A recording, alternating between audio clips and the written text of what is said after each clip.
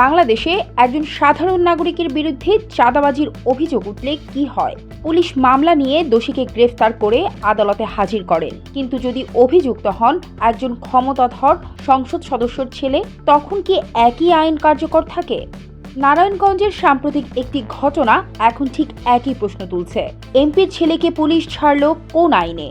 সংবাদ মাধ্যমে প্রকাশিত তথ্য অনুযায়ী নারায়ণগঞ্জ ৩ আসনের বিএনপির সংসদ সদস্য আজহারুল ইসলামের ছেলে খায়রুল ইসলাম সজীবের বিরুদ্ধে সিদ্ধিরগঞ্জ, সোনারগাঁ ও কাঁচপুর শিল্পাঞ্চলে চাঁদাবাজির অভিযোগ ওঠে।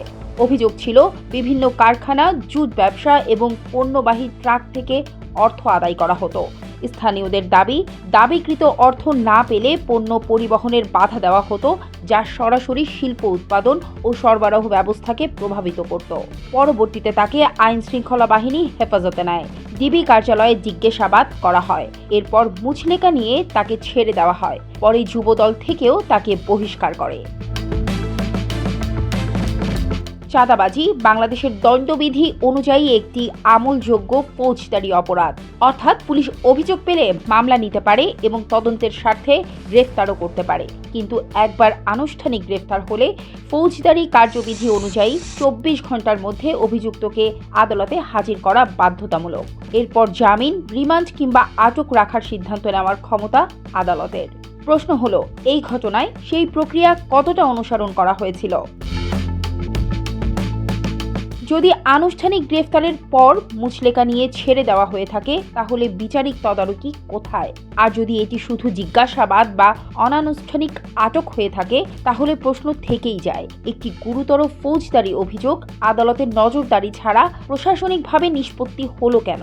আইন বিশেষজ্ঞরা মনে করিয়ে দেন, জামিন কোনো প্রশাসনিক সিদ্ধান্ত নয়, এটি আদালতের এখতিয়ারভুক্ত একটি বিচারিক প্রক্রিয়া।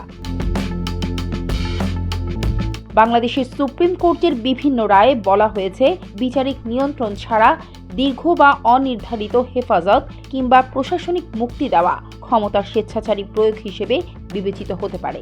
আইনের ভাষায় যাকে বলা হয় আরবিট্রারি এক্সারসাইজ অফ পাওয়ার। বাংলাদেশের রাজনৈতিক ইতিহাসে বহু আলোচিত দুর্নীতি ও চাঁদাবাজি মামলায় আদালতের বেইল, রিভিউ এবং বিচারিক নজরদারি গুরুত্বপূর্ণ ভূমিকা পালন করেছে। এসব নজিরের মূল বার্তা একটাই, গুরুতর ফৌজদারি অভিযোগে চূড়ান্ত সিদ্ধান্তের ক্ষমতা আদালতের, পুলিশের নয়। পুলিশের পক্ষ থেকে যুক্তি দেওয়া হতে পারে, প্রাথমিক তদন্ত, তথ্য যাচাই বা পরিস্থিতি নিয়ন্ত্রণের জন্য কিছু নমনীয়তা প্রয়োজন। কিন্তু সেই নমনীয়তা যদি বিচারিক প্রক্রিয়ার বিকল্প হয়ে যায়, তাহলে আইনের শাসনের ভিত্তি দুর্বল হয়ে পড়ে। কারণ তখন আইন আর সবার জন্য সমান থাকে না, বরং ব্যক্তি, প্রভাব ও পরিস্থিতি অনুযায়ী বদলে যেতে শুরু করে। এই ঘটনার মাধ্যমে আবারও সামনে এসেছে একটি মৌলিক প্রশ্ন, রাষ্ট্রীয় ক্ষমতা কি আইনের নির্ধারিত প্রক্রিয়ার মধ্যে সীমাবদ্ধ, নাকি প্রশাসনিক সুবিধা ও রাজনৈতিক বাস্তবতার ভিত্তিতে পরিবর্তিত হয়?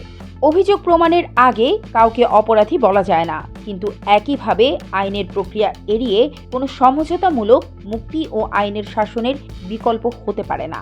প্রশ্ন উঠেছে, যদি একই অভিযোগে একজন সাধারণ নাগরিককে আদালতের মুখোমুখি হতে হয় আর একজন প্রভাবশালী ব্যক্তির ক্ষেত্রে মুচলেকাই যথেষ্ট হয়, তাহলে আমরা কি আইনের শাসনের রাষ্ট্রে বাস করছি, নাকি ব্যক্তি ও প্রকারভেদে আইনের প্রয়োগও বদলে যায়?